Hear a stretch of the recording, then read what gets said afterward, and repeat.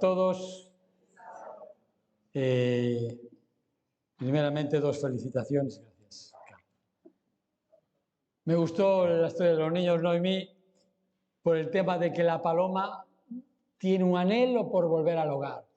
Y el Espíritu Santo es como una paloma que anhela llevarnos al hogar. Muy, muy precioso. Y el canto de Betty espectacular. Yo creo que es una introducción perfecta a lo que hoy vamos a tratar, ¿vale? Esa transformación que quiere Dios hacer en nosotros. Bien, vale. El tema de hoy, lo tenía apagado, perdón. Va a ser la última parte que he estado desarrollando sobre el plan divino del desarrollo del carácter cristiano. Básicamente fueron 12 partes y esta es la última. Hoy nos vamos a centrar en el arrepentimiento. Vale. Estos son todos los escalones o virtudes que hemos estado presentando y reflexionando: diligencia, fe, virtud, conocimiento, dominio propio, paciencia, piedad, afecto fraternal, amor, mansedumbre y humildad. En sí no son escalones independientes, sino van todos unidos. De hecho, en la palabra se conoce como el fruto del Espíritu Santo. Es una unidad. Y hoy trataremos el arrepentimiento como otro escalón, otra virtud. ¿Vale? Lo primero que vamos a ver es su significado. Vamos. Hay 2 palabras griegas utilizadas en todo el Nuevo Testamento que nos van a ayudar a entender el significado completo del arrepentimiento. La primera es el verbo metamelomai, que indica un cambio de mentalidad que produce dolor, que nosotros conocemos como remordimiento por los errores cometidos, pero que en realidad no hay un cambio de corazón en el interior. Y esta palabra se utiliza en Mateo 27:3 para describir la culpa que sentía Judas por haber traicionado a Jesús. Y aquí lo tenéis, y dice: entonces Judas, el que lo había entregado, viendo que era condenado, devolvió arrepentido, metamelomai, las 30 piezas de plata a los principales sacerdotes y a los ancianos. Nos dice el Espíritu y Profecía qué tipo de arrepentimiento tuvo Jesús. Digo, Judas, perdón. Judas dice: amaba al Maestro y deseaba estar con él. Sintió un deseo de ser transformado en su carácter y su vida y esperó tenerlo relacionándose con Jesús, y por supuesto el Salvador no lo rechazó. Pero Judas no llegó al punto de entregarse plenamente a Cristo. No renunció a su ambición mundanal o a su amor al dinero. No se dejó... ¿Se me fue la voz? No. No se dejó modelar por la acción divina. Lo que le pasó a Judas, creyó que podía conservar su propio juicio y sus opiniones y cultivó una disposición a criticar y a acusar. Cultivó, practicó de continuo. Lo que le pasó a Judas nos tiene que servir de ejemplo para nosotros no caer en lo mismo. Lo mismo que con el pueblo de Israel. Nos tiene que servir de ejemplo para que nosotros aprendamos lecciones. ¿Vale?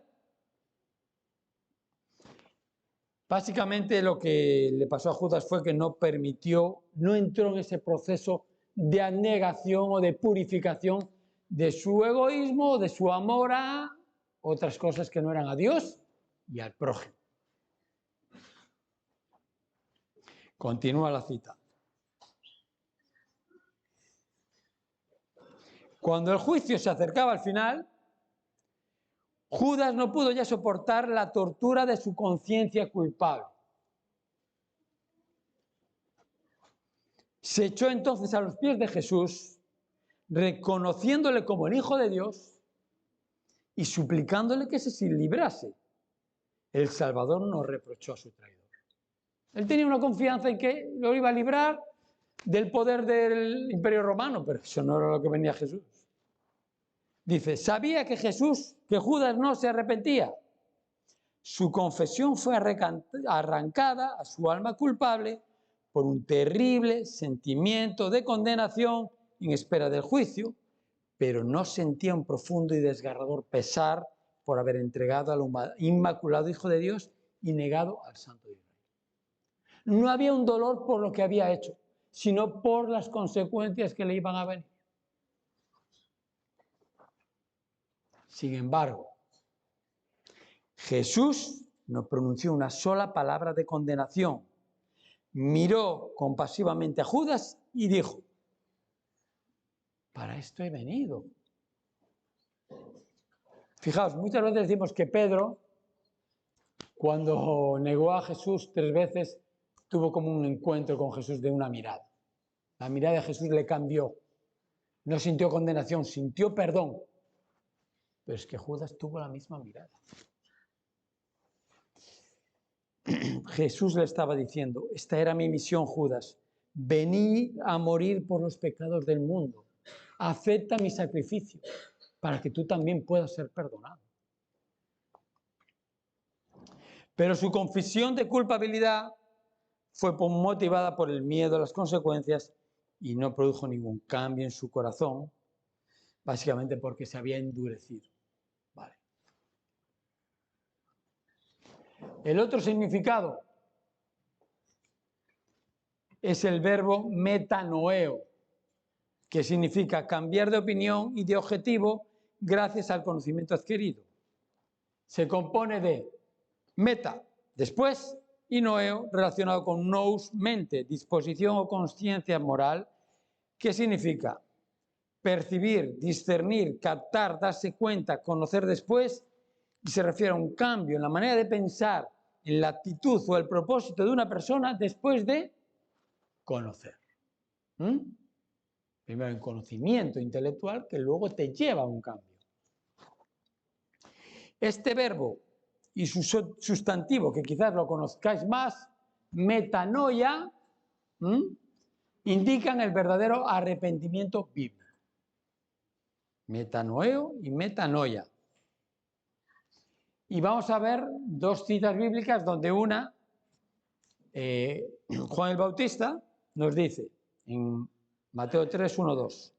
En aquellos días vino Juan el Bautista predicando en el desierto de Judea y diciendo, arrepentíos porque el reino de los cielos se acerca. ¿Y qué dijo Jesús? En Mateo 4, 17 dice, desde entonces comenzó Jesús a predicar y a decir, arrepentíos porque el reino de los cielos se acerca. ¿De qué reino de los cielos se estaban refiriendo? Vale, en la Biblia se nos habla de 2 tipos de reinos o 2 etapas del reino de los cielos. Una, que es la que todos esperamos y deseamos, que es el reino de gloria. Ahí queremos estar todos, donde no habrá mal, ni pecado, ni enfermedad. Pero por lo que observamos, todavía no estamos en ese reino. ¿Verdad? No. Entonces, ¿de qué reino nos estaban hablando aquí? Nos dice el Espíritu de Profecía. El reino de la gracia de Dios se está estableciendo ahora, día tras día, a medida que los corazones que estaban llenos de pecado y rebelión se someten a la soberanía de su amor. El reino que se ha acercado, que hablaban ellos, es el reino de la gracia, que será el que nos preparará para el reino de la gloria.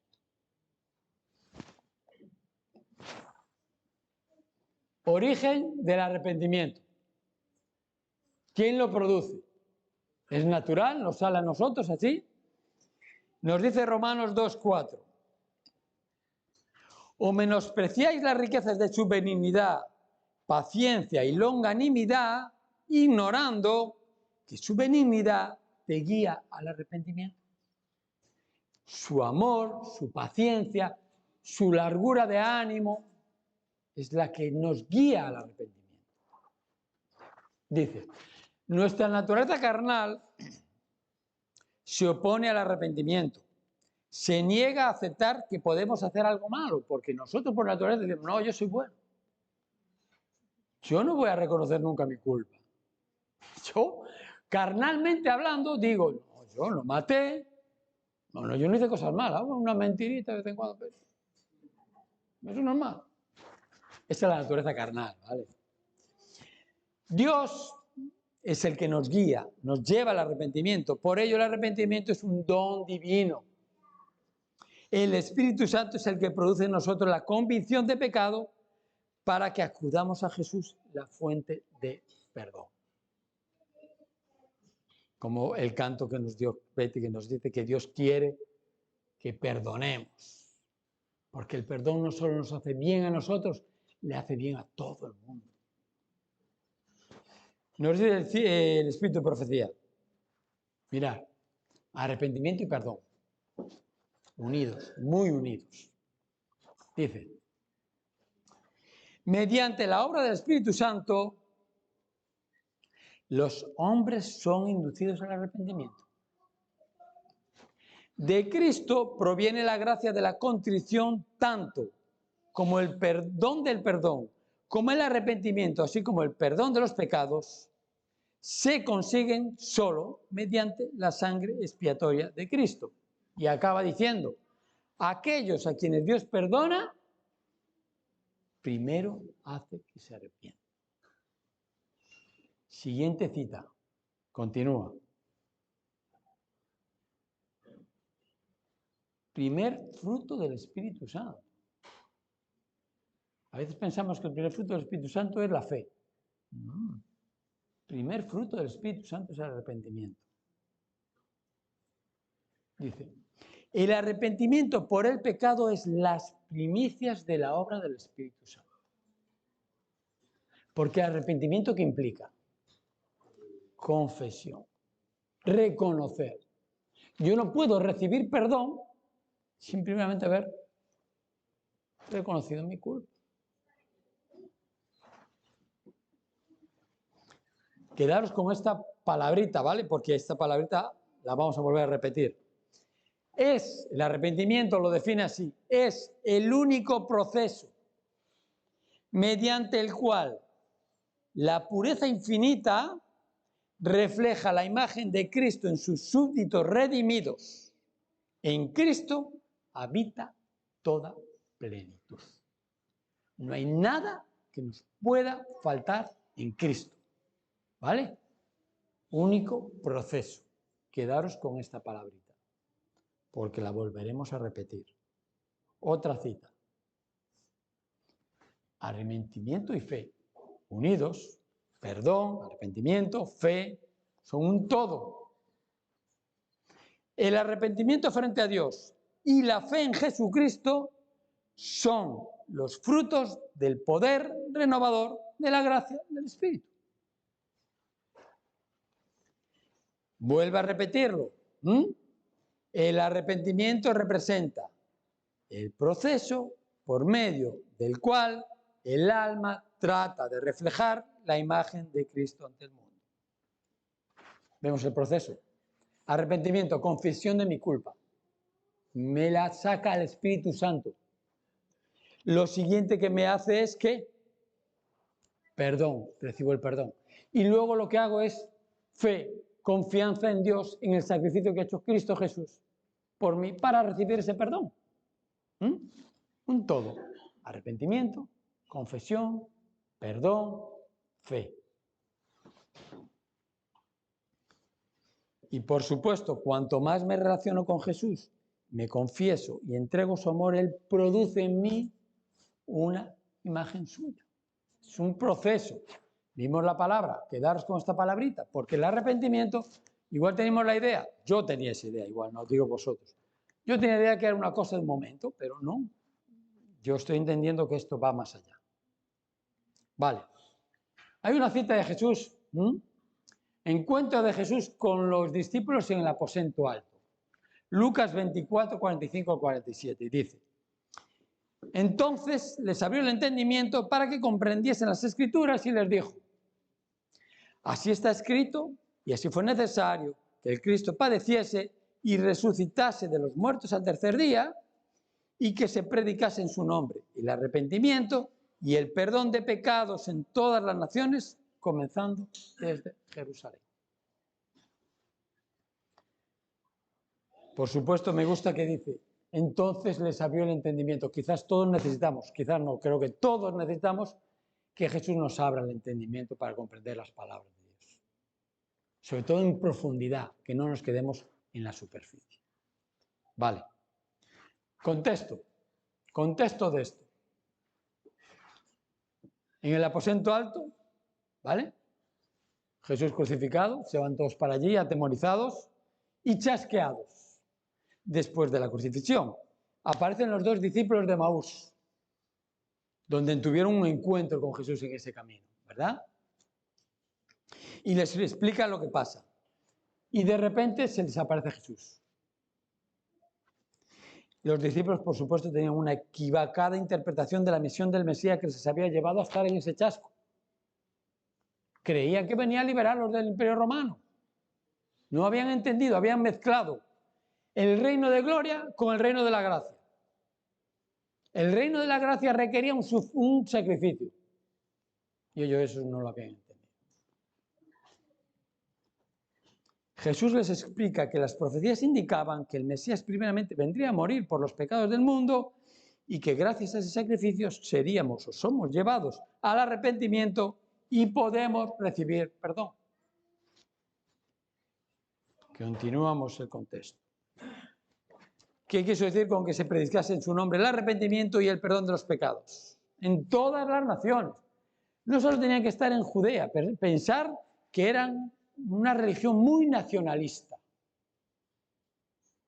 Tan nacionalista que habían levantado un muro de separación donde los gentiles estaban totalmente condenados, ¿vale? Y solo era para los judíos. Los otros tenían que volverse judíos para poder salvarse. Bien. Para poder predicar en su nombre el arrepentimiento y el perdón en todas las naciones, que necesitaban experimentar el arrepentimiento para poder saber lo que es el perdón y poder alcanzar a los demás. Pregunto, ¿qué necesitaban recibir ellos para experimentar esto y llevar a cabo esta misión? Versículo 49. Versículo 49. Ciertamente, yo enviaré la promesa de mi Padre sobre vosotros, pero quedaos vosotros en la ciudad de Jerusalén hasta que seáis investidos de poder desde lo alto. Tenían que ser investidos con el Espíritu Santo. Pregunto, ¿qué pasó? Hechos 4:13. Entonces, viendo el denuedo de Pedro y de Juan, y sabiendo que eran hombres sin letras y del vulgo, se maravillaba y les reconocía que habían estado con Jesús. Que exceptuando a Judas, todos los discípulos de Jesús eran gente sin letras, no sabían leer, solo iban a las sinagogas y sabían lo que escuchaban. Por eso tenían ese error, porque habían sido enseñados así. Y aquí no solo tenían una comprensión correcta de las Escrituras, sino que además reflejaban el carácter de Jesús. Vale, continuamos. ¿Qué produce este arrepentimiento? Mateo 3:8. Produzcan frutos que demuestren que han entrado en este proceso, arrepentimiento, proceso. En esta versión, Nueva Traducción Viviente, dice: demuestren con su forma de vivir que se han arrepentido de sus pecados y han vuelto a Dios. Es decir, que el arrepentimiento es una nueva forma de vida que que en la Biblia se conoce como el nuevo nacimiento. Y el nuevo nacimiento es tú naces así chiquito, gateas, o ya naces ya andando y corriendo. No, primero gateas, vale, y vas aprendiendo, un proceso de aprendizaje. Vale. El apóstol Pablo tiene una cita donde pone los dos tipos de arrepentimiento. Segunda de Corintios 7, del 8 al 10, vamos a leerlo.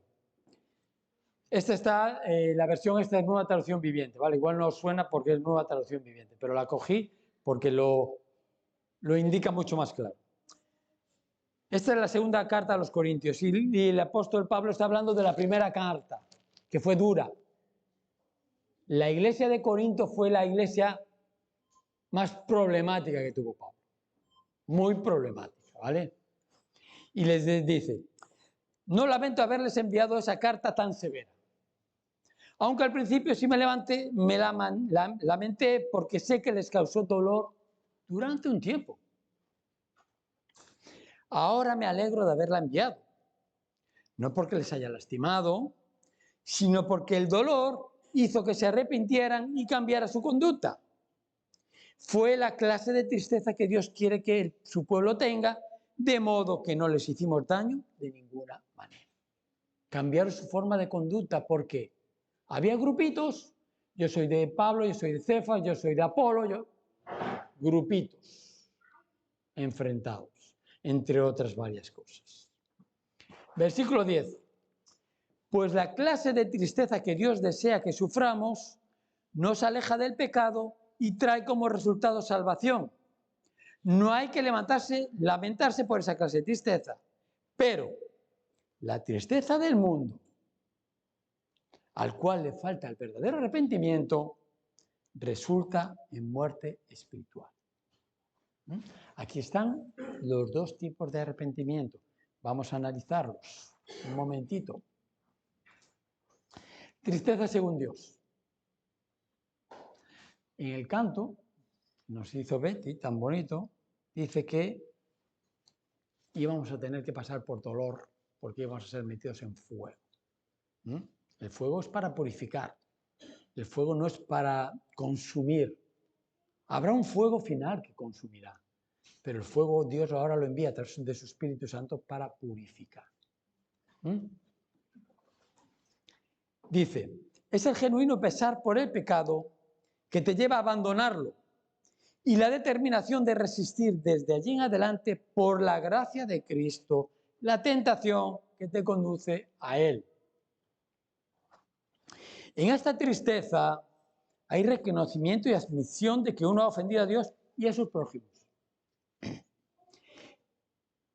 Hay un esfuerzo adecuado para reparar la falta y una reorientación de la vida con el propósito de evitar la repetición de las mismas faltas. Todo este proceso solo es posible en virtud de la gracia de Cristo que actúa en la mente y en la vida mediante el Espíritu Santo. Esta es la tristeza según Dios. Dolor por el pecado dentro de mí, para que no se vuelva a repetir.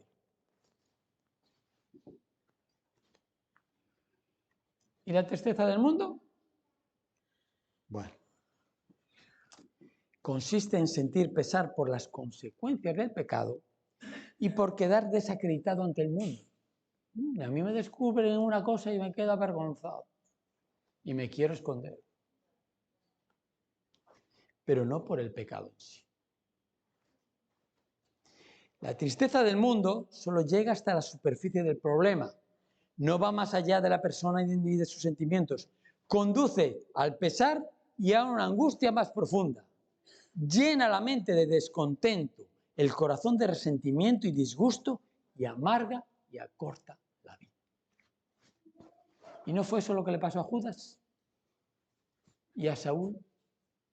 Que ambos, ¿qué hicieron? Se suicidaron. Mirad, tanto Judas como Saúl se quitaron la vida por la culpabilidad que sentían. En vez de entregarle esa culpa a Jesús que Él murió por esa culpa y te perdona, no la quisieron entregar. La agarraron bien fuerte y murieron con ella. Sin embargo, Pedro negó 3 veces a Jesús, públicamente, porque lo de Judas era en secreto. Oye, lo de Judas, hasta que Judas dijo y tiró la moneda, nadie supo nada. Pero lo de Pedro era público, todo el mundo lo vio. Fue fuerte lo de Pedro. Sin embargo, Pedro y Jacob, ¿no se sentía culpable Jacob cuando huyó después de engañar a su padre por la primogenitura? Tanto Pedro como Jacob entregaron su culpa a Jesús, confiaron en el Salvador, recibieron perdón y estarán en la vida eterna. Amén. Bien. Quiero poneros esta cita de Jesús porque me llamó la atención y a ver cómo la interpretamos. Lucas 13, esta es una historia, del 1 al 5, dice: en este mismo tiempo estaban allí algunos que le contaban acerca de los galileos cuya sangre Pilato había mezclado con los sacrificios de ellos. Respondiendo Jesús les dijo: ¿pensáis que estos galileos, porque padecieron estas cosas, eran más pecadores que todos los demás? Os digo no. Antes, si no os arrepentís todos, pereceréis igualmente. O aquellos 18, otra cosa que ocurrió, sobre los cuales cayó la torre de Siloé y los mató, ¿pensáis que eran más culpables que todos los hombres que habitan en Jerusalén? Os digo no. Antes, si no os arrepentís, todos pereceréis igualmente. Explicación de esto. Había un concepto ya en la época de Job, los amigos de Job, ¿a qué fueron allí? A consolarlo, a meterle el dedito en la llaga. Tú hiciste algo, tú estás sufriendo porque tú estás en pecado. Bueno, pues ese era el concepto que tenían en la época de Jesús y que continúa y que hoy en día hay mucho también. Jesús contradecía la idea popular de que el sufrimiento es siempre y necesariamente un castigo por el pecado. Y que hay consecuencias por el pecado, las hay. Pero muchas veces vivimos en un mundo de pecado y yo sufro consecuencias por el mundo que está en pecado, no solo por mis pecados, ¿vale? La tendencia a pensar que Dios causa los accidentes o las desgracias procede de Satanás, quien procura por este medio inducir a los hombres a que piensen que Dios es ¿qué? Un padre duro y cruel. Dios te está castigando. ¿Fuiste malo? Este es un concepto que hay muy arraigado. También significa que todos podemos morir en cualquier momento, por lo que el arrepentimiento, el proceso por el cual nos entregamos a Jesús, debe ser una prioridad. No debemos posponerlo. Por algo la Biblia dice, ¿cuándo es el día de salvación? ¿Cuándo es? Hoy. Vale, gracias. Los que murieron en ambos casos no pensaban que iban a morir tan pronto. Fue un accidente. Me pregunto, ¿estaban listos para enfrentar la muerte en paz con Dios? Yo no sé si mañana estaré vivo o cuando salga de aquí. Tenemos que tener un encuentro con Jesús hoy, no esperar a decir, bueno, voy a disfrutar de la vida. Voy a disfrutar de la vida y luego ya más adelante ya me entregaré a Jesús. Bien, donde dice si no os arrepentís, este es un verbo que está en una acción continua, que está indicando que nos insta a perseverar en el arrepentimiento para que se produzcan los frutos correspondientes. No es un evento que ocurre en un momento y ya, se acabó. Si no estáis en el proceso de arrepentimiento, Podéis morir hoy, mañana, no sabéis cuándo, porque eso no está en nuestras manos. ¿Y en qué estado me encuentro? Mirad, los fracasos, las desgracias, las calamidades, ya sean ajenas o propias, pueden enseñarle al humilde y receptivo Hijo de Dios lecciones preciosas que no se aprenden de ningún otro. ¿Es así o no es así? Yo por lo menos tengo que decir que es así. Por desgracia, mis errores me han llevado a situaciones donde he tenido que aprender duramente. Duramente. Ahora, estas expresiones de si no os arrepentís o arrepentíos nos confunden. Porque parece que es algo que tengo que hacer yo. Y parece que indican que es una obra que debe efectuar la persona para que Dios la acepte o la favorezca. Y esa es la idea que tenían en la época de Jesús. Si no te arrepientes, olvídate, tú no vas a recibir bendiciones. Dureza ahí. Pero lo que realmente están queriendo decir es que aunque la obra la efectúa Dios, no es posible realizarla sin nuestra cooperación. Por lo tanto, lo que nos está diciendo es que colaboremos para que ese cambio de forma de pensar, motivos y afectos se pueda llevar a cabo. Si no os arrepentís, está diciendo, si no entráis en ese proceso, si no me permitís que yo os limpie, y os purifique, os quite el orgullo, el rencor, el egoísmo, no tendréis vida en vosotros. Esa es la expresión, lo que quiere decir. No es que yo tengo que yo. Con el yo voy con el yo, entonces yo como yo hice esto, yo me merezco. Bueno, el yo tiene que ser humillado absolutamente. Importante. Si ese proceso de cambio de forma de pensar, de motivos y afectos, no se logra, como pasó con Judas o con Saúl, los únicos responsables seremos nosotros, porque no hemos permitido. Pero, si se logra, si le permitimos, será Dios quien lleve toda la honra, la gloria y la alabanza, porque sin la intervención del poder divino, humanamente hablando, no es posible. Mirad cómo nos lo dice el Espíritu de Profecía. La obra de gracia en el corazón, ¿qué es?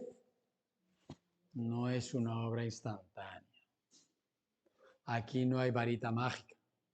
A nosotros nos gustaría que fuera una varita mágica para no tener que pasar por sufrimiento. Se efectúa por una vigilancia continua y cotidiana y creyendo en las promesas de Dios. Continua y cotidiana. A la persona arrepentida y creyente que alberga fe y anhela con fervor la gracia renovadora de Cristo, Dios no le devolverá vacía, le va a dar gracia.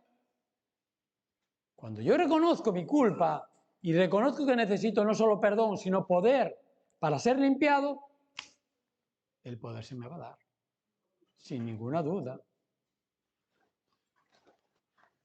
Y los ángeles ministradores le ayudarán mientras persevera en los esfuerzos por avanzar. ¿Qué se le dijo al pueblo de Israel antes de cruzar el Mar Rojo? Avanzad. No esperéis a que el mar se abra.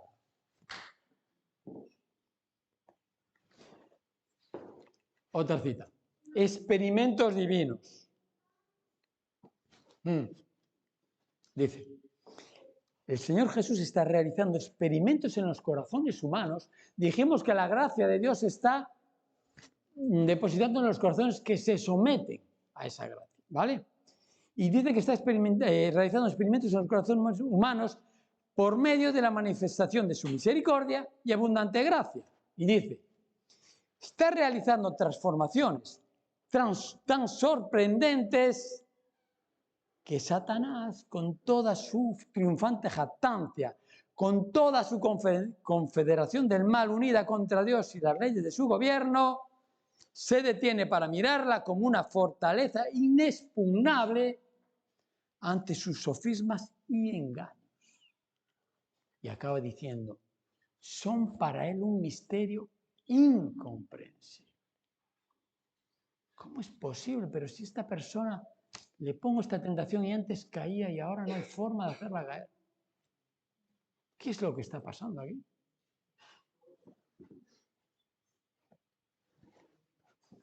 Por eso Jesús dijo esto. Lucas 15:10. Así os digo que hay gozo delante de los ángeles de Dios por un pecador que se arrepiente. Hay gozo porque es maravilloso. Es que verdaderamente la transformación que se produce en los corazones es una cosa, nosotros no la valoramos como la valora el cielo, ¿vale? El cielo la valora de una manera espectacular. Mirad cómo dice el Espíritu de Profecía. ¿Cuál es el gozo en el cielo? Dice, mirad, los ángeles de Dios, poderosos, serafines y querubines, los poderes comisionados para cooperar con los agentes humanos contemplan, ¿cómo? Con asombro y gozo. Como hombres caídos, hijos de la ira, están desarrollando por la enseñanza de Cristo caracteres a la semejanza divina para ser hijos e hijas de Dios y para desempeñar una parte importante en las ocupaciones del cielo. Hay un asombro en estas transformaciones. Nosotros no las valoramos porque quizás nos olvidamos de dónde hemos salido. Quizás nos olvidamos de lo que éramos. Y estamos en un proceso. Y ese proceso no terminará.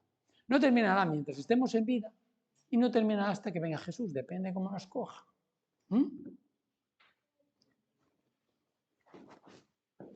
Pregunto. Ya es tarde. Pregunto. ¿Cuál pensáis que es la causa de la demora? Me preguntaba una hermana en una escuela sabática. ¿Por qué Jesús no vino ya? Que ya tantas cosas terribles.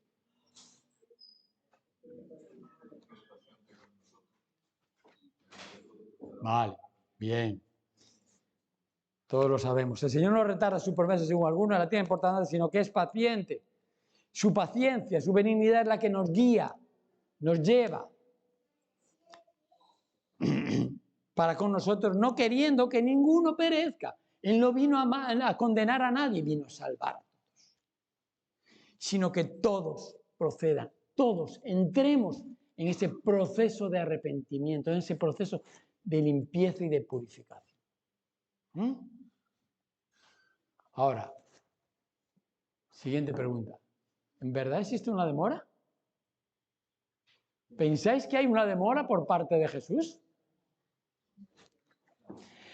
Nos dice el Espíritu de Profecía. Los propósitos de Dios no conocen ni premura ni temor. Dios ni se adelanta ni se atrasa. Él tiene el tiempo perfecto y actúa cuando todo está maduro. En Apocalipsis nos habla un momento donde va a venir a coger la cosecha, porque todo está maduro, tanto para la salvación como para la perdición. ¿Vale? Va a haber un tiempo donde todo estará maduro, con lo cual es una aparente demora en la cual cayeron las vírgenes y se durmieron. Aquí estamos todos. Nos dice el Espíritu de Profecía.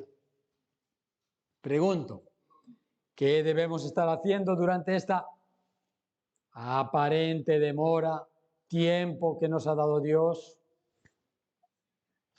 Los que permitan que Dios obre en ellos, ¿qué van a hacer? Crecerán, desarrollarán. Todos esos escalones que vimos ahí. Desarrollarán las virtudes del Espíritu Santo, no es otra. ¿Hasta cuándo? ¿Hasta dónde? Porque mirad una cosa, somos especialistas en compararnos entre nosotros. Ah, no, yo... Pero mira, el hermano no sé quién. Somos muy especialistas en eso. Y enseguida nos sentimos, yo estoy bien aquí. Pero nuestro ejemplo, nuestra estatura, ¿dónde tiene que llegar? Cristo Jesús es el modelo, no hay otro. No hay nadie más. Cada facultad de su mente, para los que permitan que Dios obre en ellos, cada facultad de su mente y su cuerpo se usará en el servicio de Dios. Él tiene maravillosas bendiciones que dar. ¿A quién? A los que se lo permitan, ni más ni menos. Y tenemos que tenerlo claro. Es poderoso en fortaleza y admirable en consejo. Sabiduría hasta toda la que queráis. Es decir, que si nos sometemos a su gracia, creceremos en su semejanza. No para que nosotros recibamos alabanzas, sino para servir. Todo nuestro crecimiento está basado ¿en qué? En el servicio. Y cuanto más servimos, más crecemos a semejanza de Él. Esto es una obra tremenda que solo hace el Espíritu Santo. Y siempre para los que lo reciban o para los que permitan. No hay más. Ahora, nosotros como Iglesia de la Odisea, ¿qué nos dijo el testigo fiel y verdadero? ¿Qué nos dice? ¿Qué nos aconsejó aquí?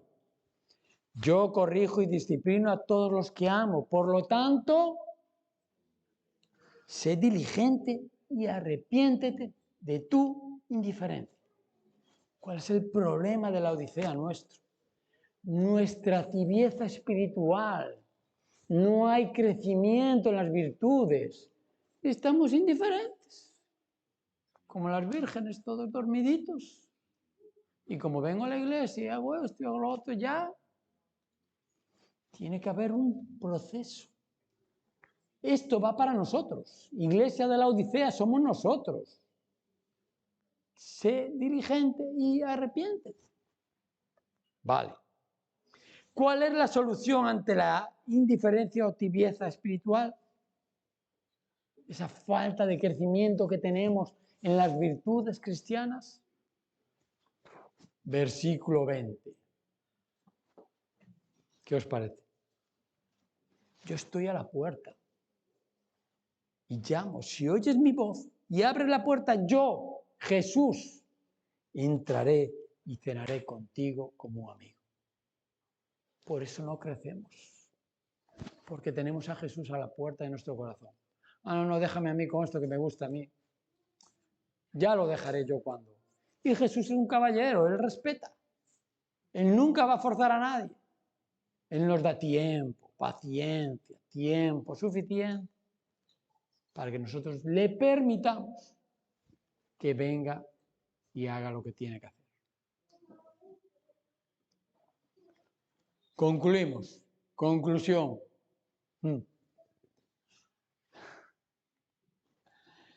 Si no se os ha quedado nada claro, digo por si acaso, quedaros con esto, ¿vale? El arrepentimiento no es un acto aislado en la vida.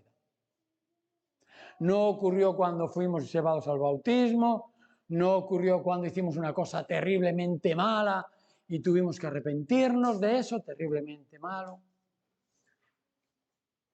Es una experiencia diaria, como dijo Pablo, cada día muero al yo. Es un proceso continuo de cambio y transformación realizado por el Espíritu Santo que nos va a llevar a vivir una vida más conforme a la voluntad de Dios y a reflejar la imagen de Cristo en el mundo. ¿Para qué? Para dar testimonio. Mira una cosa, el Evangelio va a ser predicado por testimonio. Las redes sociales y todo eso, por testimonio personal. Hoy en día tenemos que utilizar las redes, no te estoy diciendo que no. Hoy en día tenemos un medio que son las redes, pero en el final del tiempo va a ser otro tema. Para dar testimonio del poder de Dios para convertir corazones y para prepararnos para las mansiones celestiales. Tiene un doble propósito, ser testimonio para alcanzar otras almas y para nosotros ser preparados. ¿Ok? Este es mi deseo para todos vosotros. Que esta experiencia sea algo que vivamos personalmente, ¿vale? Y pensemos que no se acaba por un día malo ni por una temporada mala. Eso no se acaba. Eso es un continuo proceso. Vale. Ahora me pones, mirad, vamos a finalizar con un canto, pero antes del canto quería que me pusieras un vídeo corto donde está el testimonio de ese canto. Vale, hay 2 vídeos. Está el canto, que tuve que descargarlo yo porque no. Y está el testimonio. Luis, creo que tú tienes el testimonio en el ordenador tuyo, que pone testimonio o algo así. Vale, me pones el testimonio primero y luego de seguido ya pones el canto.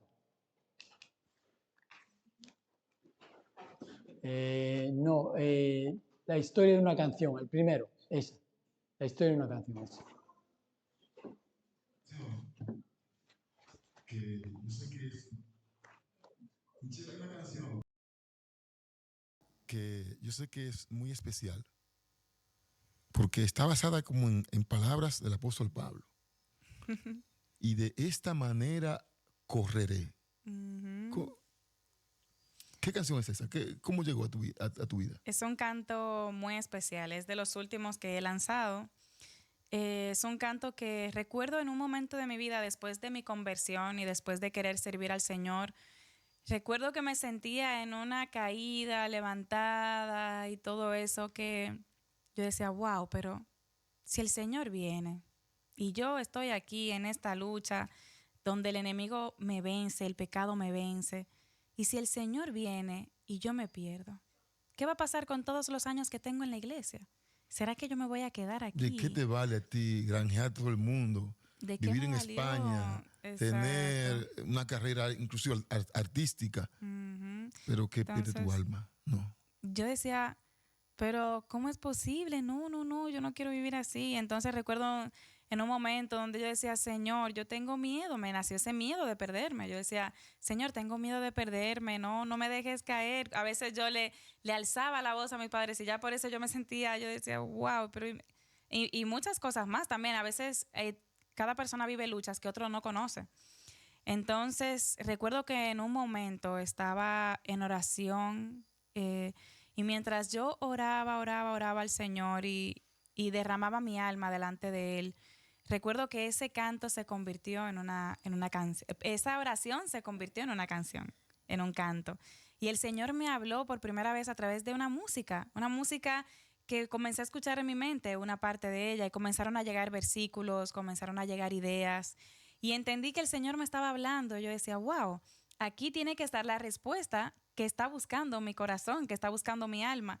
Entonces comencé a componer esa música con lo que tenía en la mente, con los versículos, comencé a buscarlos y allí surgió ese canto con lo que yo estaba viviendo en ese momento. Y dice, tengo mucho miedo en hacer mi voluntad y no la de Él. Quiero obedecer, mas mi cuerpo siempre torna al revés. Entonces eso era lo que yo estaba viviendo en ese momento y entendí que el Señor me dio un mensaje y el Señor me dijo, no puedes luchar como la que va a perder la pelea. No puedes luchar con miedo porque ya perdiste. Tienes que luchar como una vencedora y que con el poder de Cristo Jesús vas a obtener la corona de la vida. Amén. Que vas a ganarte el cielo y también vas a llevar a otras personas allí. Así que hay que luchar con todas nuestras fuerzas, como dice Pablo. O sea, hay que correr, hay que prepararse como para unos Juegos Olímpicos. Esas personas que ganan, como Marilady, que ganó ahora recientemente, sí, ¿verdad? Algo histórico en nuestro país. Ella, ¿cuánto tiempo se preparó? ¿Cuánto se esforzó? ¿Cuánto se sacrificó? ¿Cuántas veces sacrificó sus gustos y tomó decisiones que quizá no complacían su carne, pero sí era el propósito, o sea, la ayudaban a alcanzar el propósito que ella se había marcado? Y así mismo es la lucha del cristiano. No podemos estar aquí viviendo una vida así, sin leer la palabra, sin orar, sin ayunar y pensar que vamos a vencer la victoria. No se puede. hay que usar las herramientas de la fe, hay que esforzarse, correr, pelear de tal manera que venzamos la pelea, que alcancemos, que podamos llegar a la meta. Y lo más lindo es que Dios está allí para darnos nuestra corona y para ayudarnos y para poner lo que falta. O sea, Él no nos deja solos, Él nos envía ángeles que nos ayudan a ganar esa victoria. Así que esa canción fue un antes y un después en mi vida.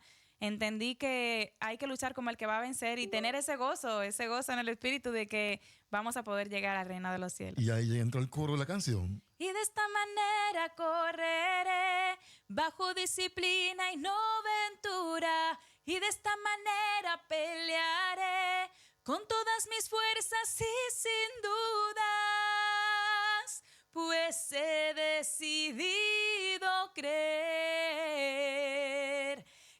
que Dios me ayudará a vencer la batalla de la fe.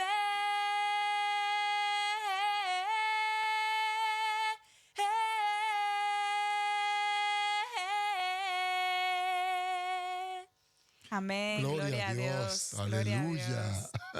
Ya soy libre.